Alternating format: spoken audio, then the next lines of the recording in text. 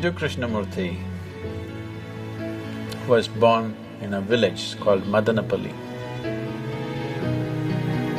I've been to his house where he was born and where he lived. A century-old house, a cute little house, nice place. It's kept like a monument for him today. At one time in early 20th century and late 19th century, Theosophy spread across the world in a big way. This was started by Madame Blavatsky, who had a great interest in occult and mysticism, and she spent late 19th century and early 20th century saw a lot of British and other European seekers of mysticism traveling to India and exploring and writing lots of books, many of them, you know. Max Muller, Paul Brunton and many others. Blavatsky was even before them. These are all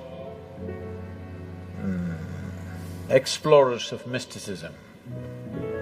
It was, in those days, not like going to some place to learn, it was an adventure that you really have to take off on a horseback and go to a strange country, battle all kinds of things, try to meet the right kind of gurus, and it was a whole adventure. So they put themselves through all this. Madame Blavatsky traveled to all kinds of places. She went to Tibet, she went to India, and then she came down to Tamil Nadu and set up the Theosophical Society out there, which still is there.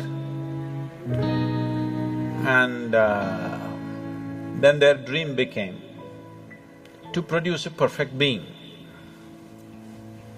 project. Then they unearthed this information. I don't know to what extent they went, but actually, in the yogic lore, in the tradition, there was a yogi by the name Sunira. Sunira saw that human consciousness could be evolved if you produce a perfect human being who could render this to all sorts of people. In a way, he comes from the tradition of Shiva. Somewhere it's his dream to build another being like that. He wants to build a living Shiva once again, a perfect teacher for the world, who is completely multidimensional, not this kind of teaching or that kind of teaching. As Shiva explored the whole human consciousness and human body in every possible way, he wants that kind of a living being. So he started building the energy body for that kind, and then he believed that he could build a physical body on top of that and let him loose in the world with a lifespan of a few hundred or thousand years, so that he will transform the whole world by the time his time is done. So he started working on this project. And of course he died unfulfilled. Many ambitious yogis picked up the same project that Sunira had left and tried to reconstruct this energy body of a perfect teacher who can transform human consciousness. So, Madame Blavatsky, Leadbeater and Annie Besant, who came together to power this Theosophy movement across the world, which they successfully did to a large extent, and they gathered the most phenomenal occult library on the planet is still in the Theosophical Society of India. They gathered every kind of book on occult, and they set up a whole study team. Even now, Krishnamurti's groups are called study groups, yes? Study circles or study groups, say, because these study groups were set up by Annie Besant and Leadbeater. These are brilliant intellects, no question about that. But they have no inner experience, but they have gathered phenomenal amount of information. So somewhere they believe with this information and with their intelligence and intellect they can recreate all this. And they started looking for appropriate bodies upon which this body of a super teacher can be imposed upon. Jiddu Krishnamurti, Rukmini Arundale, who else? One more, whatever. They started putting them through very severe training to prepare them, physically, mentally. But they have no inner experience, they're reading books and trying to do this to these boys. And they put JK in all kinds of meditative processes, and he attained to a certain level of… he became a fantastic human being. He was something that nobody could decipher, but he was like a flower, his fragrance could not be missed. Then they decided, when JK was about 20 years of age, 27 or 28 years of age, this Theosophical Society decided to announce to the world that he is the world teacher. The perfect teacher has come. People gathered with great interest in this. JK came on the podium and he said, "I am not a world teacher." Poof! The whole Theosophical Society and their project, everything went down the tube. He had the courage and the sense and the wisdom to say, "I am not." Most idiots would have said, "Yes, I am the world teacher, I am the reincarnation of Buddha and Jesus and everything." Most idiots would have done that. He had the sense and the wisdom and the vision to say that I am not this nonsense that they're trying to make me out of. And JK came out of Theosophy and he started speaking. He's a brilliant speaker. So people gathered around him, enormous wisdom and sense. So when he spoke, people sat rapt. Quite magical, the way he speaks. You know, somebody was talking to me, when I was just 17, 18 years of age, someone was talking to me, JK study circles, it was fashionable. For all those people who think they're intellectual, you have to read JK, you have to listen to JK's audios, otherwise you're not intellectual enough. In the Indian intelligentsia, if you have not read JK, Kierkegaard and Dostoevsky, you have no brain actually. That's how it's treated. So it's like fashion. For everybody, they should have read this, whether they get it or they don't get it. You read Dostoevsky, you read Kierkegaard, you read J. Krishnamurti, means you got some brain working. That's a gauge. So people were talking, JK, he's something every Saturday afternoon, they have a study circle where they play some audio tapes and his books are there and things. Some of my friends invited me and I went. So they were playing a short video. The man was sitting like this is the first time I'm seeing him, the first time I'm listening to him. He was still alive at that time. Just the integrity of the person is spilling all over him. Just the sheer integrity of the man cannot be missed. So, I didn't do much reading, I heard a few audios and watched a few videos. I enjoyed him, but I was too wild to listen to anybody. I had no time for anything, life was calling me all the time.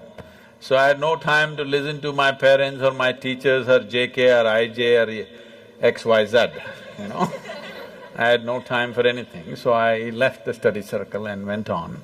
Maybe I attended this for about 5 weeks, I remember very well. It was about 5 weekends I went there, every Saturday afternoon, just for about an hour and a half.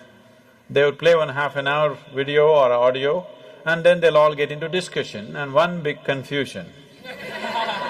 Because nobody around him understood what he's talking about. Because he refuses to use any method, he refuses to use any example, he refuses to use any parable, any story, any joke or anything. Just This is just intellectual dissection. This is called as Gnana Marga. This is pure Gnana Marga.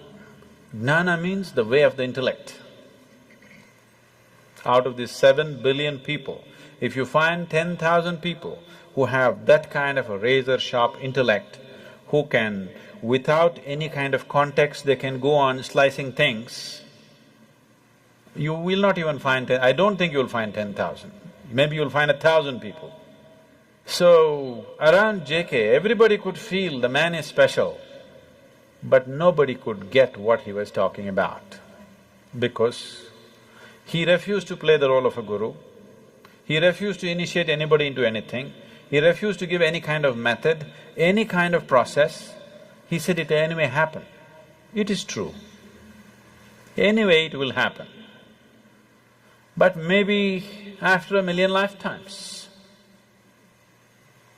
So if you're in a hurry, either you must have that kind of an intellect, which is rare, or you must be willing to use the other faculties that you have of body, energy, emotion, all these things. He went driving on one wheel of his car.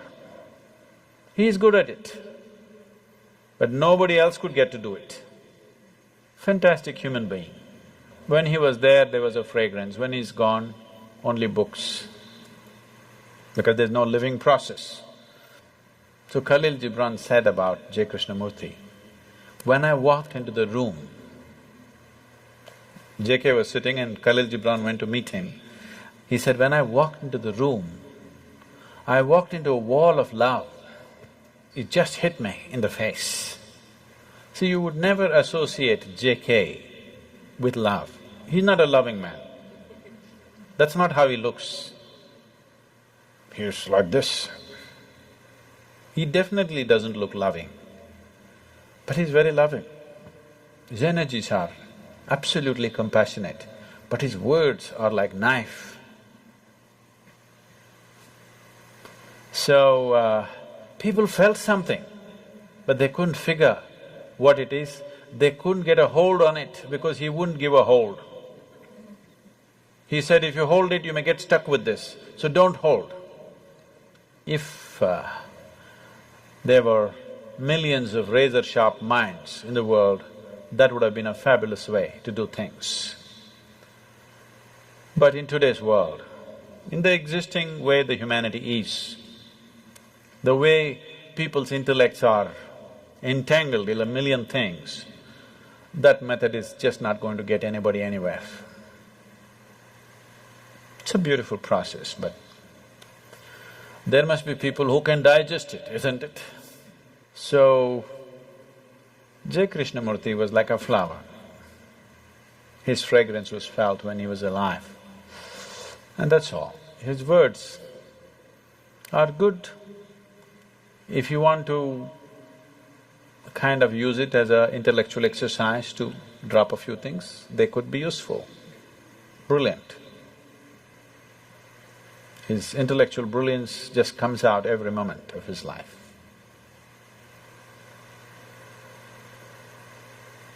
He started a few schools which are wonderful schools, which are still on. I must tell you my association with him. When I went to this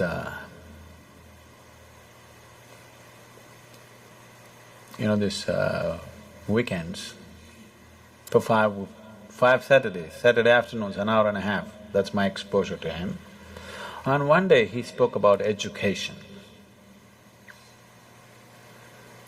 And it really gripped me.